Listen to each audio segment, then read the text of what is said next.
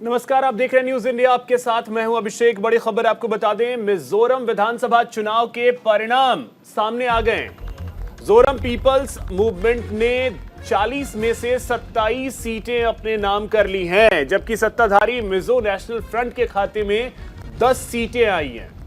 BJP के हाथ महज 2 सीटें लगी, जबकि कांग्रेस के लिए यहां पर सिर्फ 1 सीट है। तो जेडपीएम के मुख्यमंत्री पद के उम्मीदवार लाल दुहोमा ने कहा, मैं कल या परसों राज्यपाल से मुलाकात करूंगा। नई सरकार का शपथ ग्रहण इसी महीने में होगा। सेरछिप विधानसभा सीट से जीत दर्ज करने के बाद मीडिया से मुखातिब होते हुए जेडपीएम के मुख्यमंत्री पद के उम्मीदवार लाल दुहोमा ने कहा, मिजोरम वित्तीय संकट का सामना कर रहा है। हमें निवर्तमान सरकार से यही विरासत मिलने वाली है। हम अपनी प्रतिबद्धता को पूरा करने जा रहे हैं। वित्तीय सुधार आवश्यक है और इसके लिए हम एक संसाधन जुटाने वाली टीम बनने जा रहे हैं।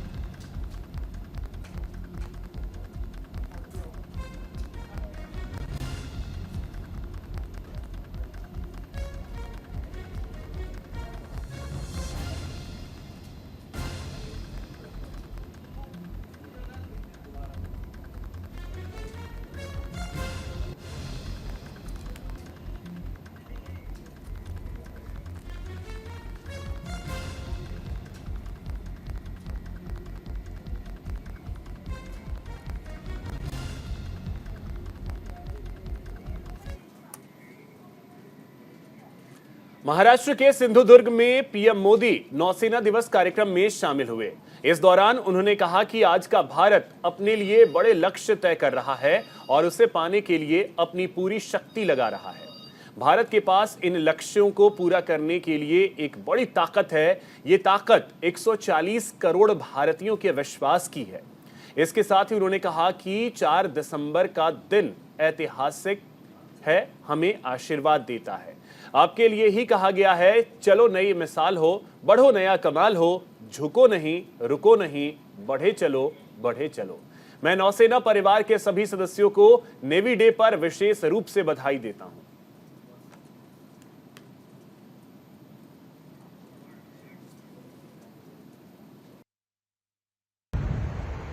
आज देश इतिहास से प्रेरणा लेकर उज्जवल भविष्य के रोडमैप तैयार करने में जुट गया है। लोगों ने नकारात्मकता की राजनीति को हराकर हर क्षेत्र में आगे निकलने का प्रण किया है। यही प्रण हमें विकसित भारत की ओर ले जाएगा। यही प्रण देश का वो गौरव लौटाएगा जिसका ये देश हमेशा से हकदार है। साथियों, भारत का इतिहास सिर्फ 1000 साल की गुलामी का इतिहास नहीं है, सिर्फ हार और निराशा का इतिहास नहीं है। भारत का इतिहास विजय का इतिहास है। भारत का इतिहास शौर्य का इतिहास है। भारत का इतिहास ज्ञान और विज्ञान का इतिहास है। भारत का इतिहास कला और सृजन कौशल का इतिहास है। भारत का इतिहास हमारे सामुद्रिक सामर्थ्य का इतिहास है। सैकड़ों वर्ष पहले जब ऐसी टेक्नोलॉजी नहीं थी, जब ऐसे संसाधन नहीं थे, तब उस जमाने में समंदर को चीरकर हमने सिंधु दुर्ग जैसे कितने ही किले बनवाए। भारत का सामुद्रिक सामर्थ्य हजारों साल पुराना है। गुजरात के लोथल में मिला सिंधु घाटी सभ्यता का पोर्ट आज हमारी बहुत बड़ी विरासत है। एक समय में सूरत के बंदरगाह पर 80 से ज्यादा देशों के जहाज लंगर डालकर रहा करते थे। चोल साम्राज्य ने भारत के इसी सामर्थ्य के बलबूते दक्षिण पूर्व एशिया के कितने ही देशों तक अपना व्यापार फैलाया। और इसलिए जब विदेशी ताकतों ने भारत पर हमला किया तो सबसे पहले हमारी इस शक्ति को निशाना बनाया गया। जो भारत नाव और जहाज बनाने के मशहूर था, उसकी ये कला, ये कौशल, सब कुछ ठप कर दिया गया। और जब हमने समंदर पर अपना नियंत्रण खोया, हमने अपनी सामरिक आर्थिक ताकत भी खो दी। इसलिए आज जब भारत विकसित होने के लक्ष्य पर चल रहा है, तो हमें अपने इस खोए हुए गौरव को फिर से पाकर के ही रहना है। संसद का शीतकालीन सत्र आज से शुरू हो गया। यह सेशन 22 दिसंबर तक चलेगा।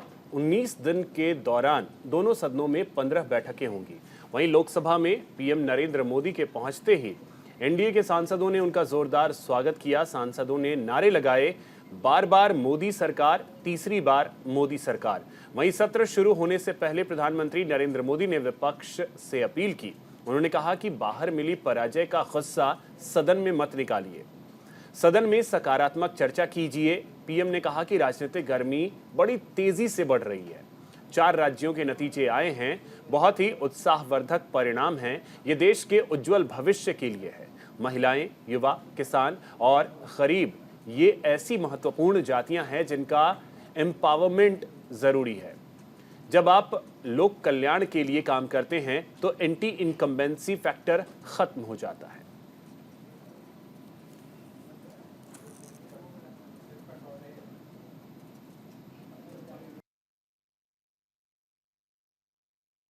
किसी का भविष्य उज्जवल है, निराश होने की जरूरत नहीं है, लेकिन कृपा करके बाहर के पराजय का गुस्सा सदन में मत उतारना।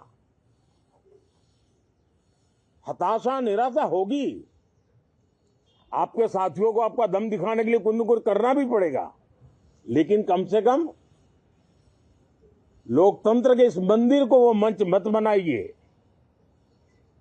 और अभी भी मैं कहता हूं, मैं मेरे लंबे अनुभव के आधार पर कहता हूं कि थोड़ा सा अपना रुख बदलिए, विरोध के लिए विरोध का तरीका छोड़िए, देश हित में सकारात्मक चीजों का साथ दीजिए, अच्छी उसमें जो कमियां हो उसकी डिबेट कीजिए। आप देखिए देश के मन में आज जो ऐसी कुछ बातों पर नफरत पैदा हो रही है, हो सकता है वो मोहब्बत में बदल जाए, तो मौका है, ये मौका जाने मत दीजिए। और इसलिए हर बार मैं करबद्ध प्रार्थना करता रहा हूं कि सदन में सहयोग दीजिए।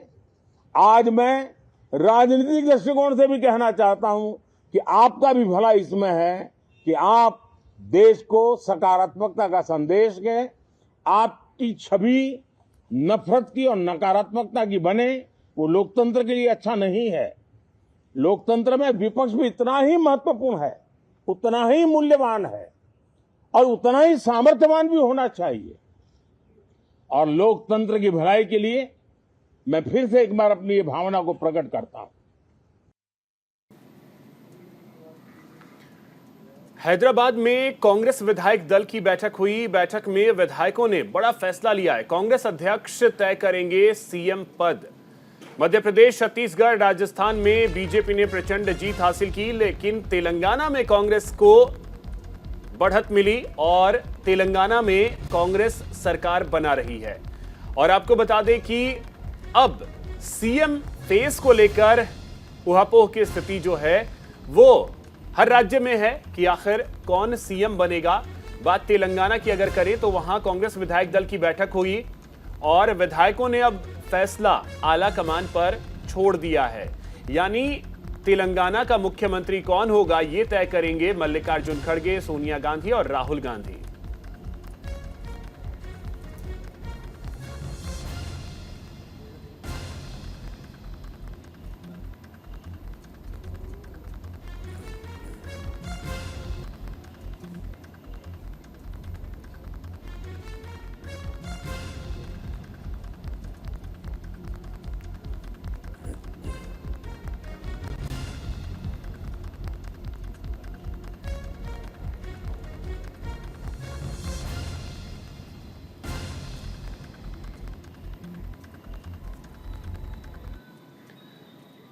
वहीं मध्य प्रदेश में जो हार मिली है उसकी समीक्षा कांग्रेस करेगी। सभी 230 प्रत्याशियों को भोपाल बुलाया गया है।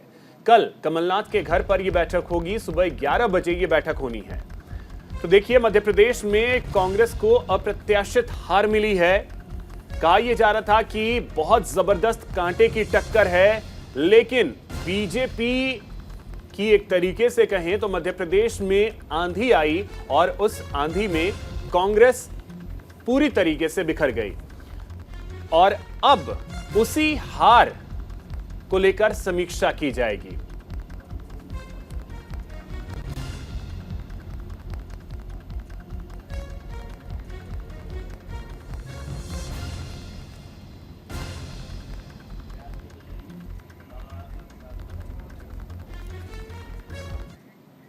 चुनावी नतीजों के बाद अखिलेश यादव का बयान आया है, हम निराश नहीं हैं। लोकतंत्र राजनीति में इस प्रकार के परिणाम आते हैं। आने वाले समय में परिणाम दूसरे होंगे। वाराणसी में सपा अध्यक्ष अखिलेश यादव ने कहा, हम निराश नहीं हैं। लोकतंत्र और राजनीति में इस तरह के परिणाम आते हैं। बीजेपी जैसी बड़ी पार्टी का मुकाबला करने के लिए उन्हें काफी तैयारी करनी पड़ेगी। आने वाले समय में परिणाम दूसरे होंगे।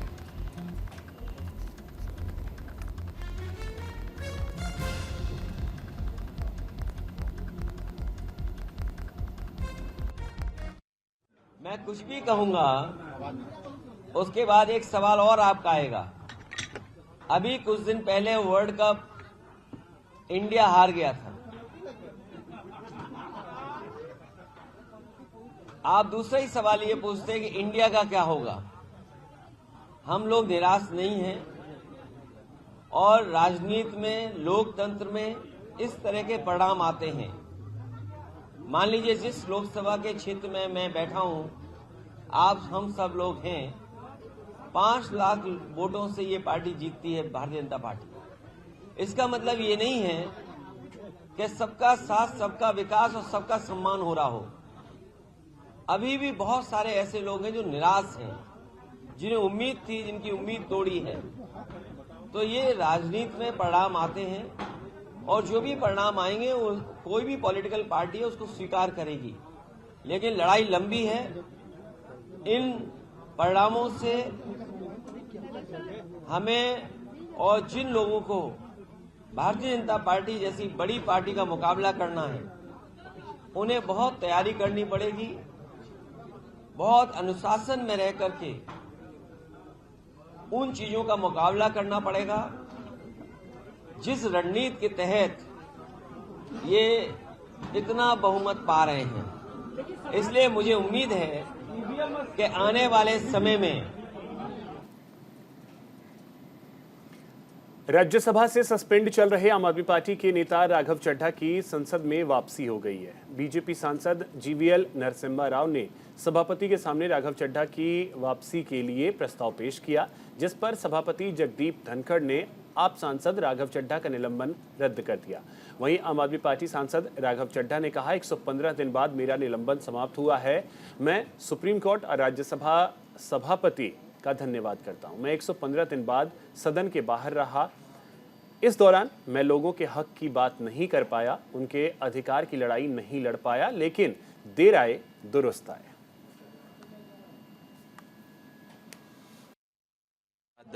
राज्यसभा में जी हाँ, 115 दिन के निलंबन के बाद आज मेरा निलंबन समाप्त हुआ। मेरे सस्पेंशन को रिवोक किया गया और मैं honourable supreme court of India का बहुत बहुत धन्यवाद करना चाहता हूं। साथ ही साथ ऑनरेबल चेयरमैन राज्यसभा का भी धन्यवाद करना चाहता हूं कि अंततः मेरा निलंबन समाप्त हुआ और करीब करीब 115 दिन मैं सदन के बाहर रहा। लोगों की हक की आवाज, लोगों के सवाल जो सरकार से वो पूछना चाहते हैं वो नहीं पूछ पाया, उनके अधिकार की लड़ाई नहीं लड़ पाया। लेकिन देर आए दुरुस्त आए। अंततः सुप्रीम कोर्ट के हस्तक्षेप के बाद राज्यसभा में मेरा निलंबन समाप्त हुआ और न्याय हुआ मेरे साथ। और मैं बस दुआ यही करता हूं कि जितना प्यार, जितना सम्मान, आशीर्वाद, दुआएं लोगों ने पिछले 115 दिन में दी हैं, ऐसे ही अपनी दुआएं और साथ बनाए रखें तो हम सारे उतार चढ़ाव का जो हमारा समय है उसे हंसते खेलते काट देंगे और डट के लोगों के अधिकारों की लड़ाई लड़ेंगे। आज 115 दिन बाद जब मैं सदन के भीतर आया और एक महत्वपूर्ण बिल हाउस में लाया गया, उस पर भी आज मैंने जनता की ओर से, अपनी पार्टी आम आदमी पार्टी की ओर से बात रखी। मजबूती से सरकार से सवाल करें और ऐसे ही हम सरकार से लगातार सवाल करते रहेंगे। और एक विपक्ष में जो सांसद होते हैं उनका यही रोल होता है और इसी प्रकार से आगे भी जनता की सेवा में लगे रहेंगे। मैं बस इतना ही कहना चाहूंगा जनता को हाथ जोड़ के कि आपका बेटा फिर से सदन के भीतर आ गया, आपके हकों की, अधिकारों की लड़ाई।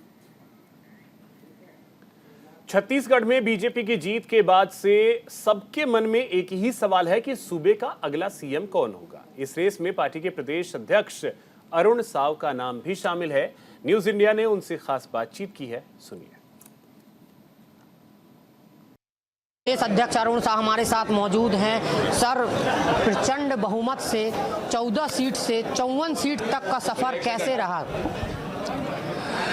भारतीय जनता पार्टी के कार्यकर्ताओं का परिश्रम और छत्तीसगढ़ की जनता का आशीर्वाद, प्रधानमंत्री माननीय नरेंद्र मोदी जी का छत्तीसगढ़ की जनता के प्रति स्नेह। आपके प्रदेश अध्यक्ष के नेतृत्व में छत्तीसगढ़ में सरकार बनी, मुख्यमंत्री फेस में भी चेहरा आपका आगे चल रहा है, इसको किस तरह?